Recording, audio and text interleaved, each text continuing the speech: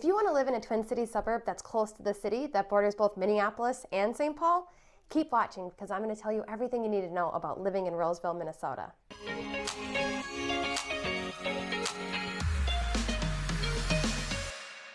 It's one of the only cities that is a first-ring suburb of both Minneapolis and Saint Paul, and it has a lot of shopping, a big commercial area. It actually has one of the leading retail centers in the upper Midwest. It also has the largest library in Ramsey County. This library is super cool. It's really brightly colored. It has a cute little reading garden for, of course, when the weather's nice. It has interactive stations for kids. Don't worry, if you don't like kids, the sections are separated. It also has Fantasy Flights, which is the 5th largest game publisher in the world. And I just actually learned that. And I find that cool because, well, I love board games. But as for basic information, it has a population of about 36,000. It's very conveniently located by Highway 36 and 35W. It's very centralized and it makes it really easy to get to a lot of different suburbs. So Roseville has a really large commercial area that includes the Rosedale Mall. It's surrounded by a bunch of different corporate stores and shopping centers and big box stores. It's like a huge shopping haven over there, kind of your one-stop shop for everything, although it does get really busy around Christmas time. I mean, it's kind of busy all the time, but this is like especially around Christmas. I will say though that, it does have a lot of options for shopping, but there are not many independently owned or locally owned stores there, and that goes for restaurants too. A lot of bigger chains out there. If you're looking to move to Roseville or any other part of the Twin Cities, I would absolutely love to help you and take as much stress off of you as I can, so please feel free to reach out to me. All my contact information is below, and I'd love to hear from you.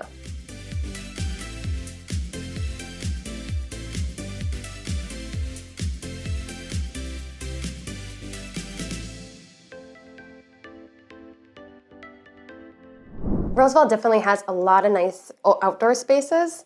There's 32 parks, 680 acres of parkland and open space, and about 67 miles of walkways and trails. A lot of these parks have tons of different amenities, picnic tables, sports courts and fields, and there's actually disc golf at Acorn Park. There are also a lot of waterfront parks, but I would say that Central Park is, well, my personal favorite. It overlooks Bennett Lake, and there are picnic tables kind of near the top. You can get a different view of it. And then there's this huge amphitheater stage, and there are actually picnic tables behind the stage as well. So you can, have a picnic and sit on the lake. I love that park very much because my aunt used to bring my sister and I to the spaceship they have there. And I really didn't even put 2 and 2 together that was Central Park until I saw the spaceship. And I was like, oh my God, I haven't been here in years. So it has a really cool spaceship with a slide, and also another playground. Also has just tons of trails throughout. Roseville also has a dog park that is adjacent to Reservoir Woods Park, which is another wooded trail that you can take. If you want a list of all the parks and all their associated amenities, I actually went on the city website and found that they have a PDF of all that, so I'm gonna link that in the description box in case you're interested. And Roseville also has Guidant John Rose Oval, which is the largest sheet of artificial ice, which I guess I just thought was an indoor skating rink, but one of the things that Roseville is known for.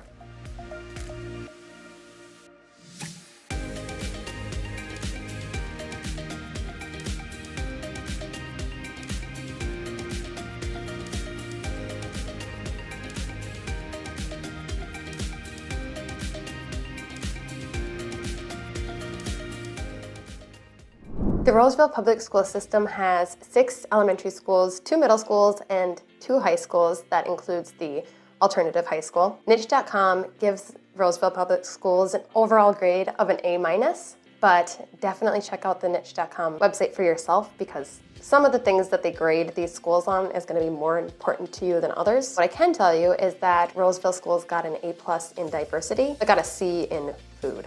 Most of the homes in Roseville were built between 1950 and 1980, and the median sales price for single-family homes there is $340,000, which is actually lower than the median sales price of single-family homes in the Twin Cities as a whole, which is at $400,000. The thing I like about Roseville is that there are a nice variety, a lot of cool houses there.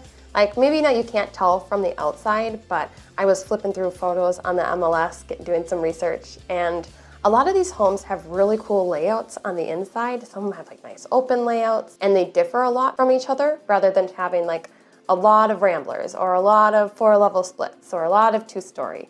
Has kind of a little bit of everything. There are modest homes throughout Roseville, but you'll also find quite a few luxury homes by Lake Owasso. Another thing I noticed when I was looking through the photos is that if you buy a home in Roseville for under $300,000, or if you're looking at homes, you don't expect it to be updated. Pretty much none of the homes that I looked at that were under $300,000 were updated. Even the ones in the $300,000 to $400,000 range, it was hit or miss, but most of them weren't updated. They might just have more square footage. If you're looking to buy in Roseville and you want something updated, I would go in with the expectation of paying closer to $400,000. If you're like me and you like homes that aren't updated because you like to learn how to fix things, replace things, and really make it your own, then you're gonna have a lot more housing options in Roseville.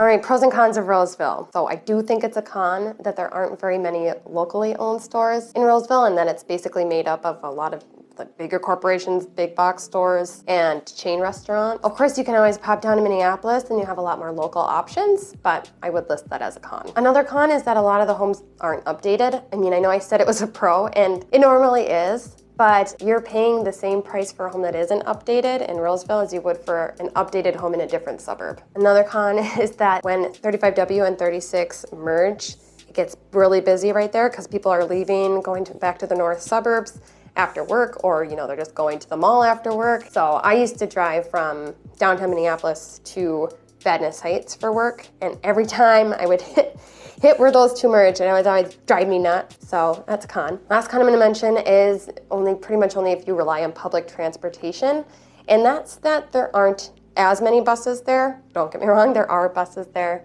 but just not as many as you would find running in the city, and not as many run late at night. As for pros, I would definitely say the outdoor spaces is a pro. There's a lot of parks, lots of different amenities, lots of waterfront parks, and lots of trails to walk or roll around on. When I was out getting footage of these parks, they weren't crowded at all. There was 2 other people at Central Park. I know it was kind of windy that day, but it was still warm. I'd say another pro is that it's close to Minneapolis and Saint Paul, because there's stuff to do in Roseville, but it's not like the most exciting, not the best nightlife. But then you're close enough to both Minneapolis and Saint Paul so you can get outside of Roseville if you feel like getting a little crazier. Another pro is if you like sports, and that's that Allianz Field is biking distance, which is really nice because I went to a soccer game there and the traffic was horrendous.